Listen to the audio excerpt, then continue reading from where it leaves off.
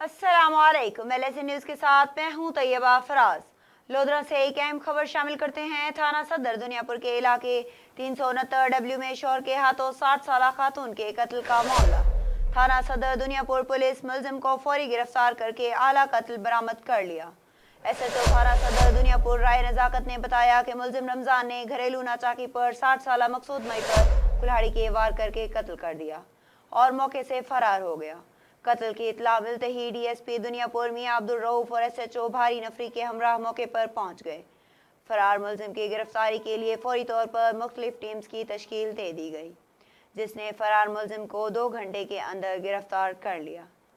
इस मौके पर DPO कामरान मुमताज ने कहा कि मकतूला के खानदान को इंसाफ मिलने तक मुकम्मल ताउन किया जाएगा और मुलजिम के खिलाफ कानूनी कार्रवाई का अमल जल्द अज जल्द मुकम्मल करके चालान अदालत में पेश किया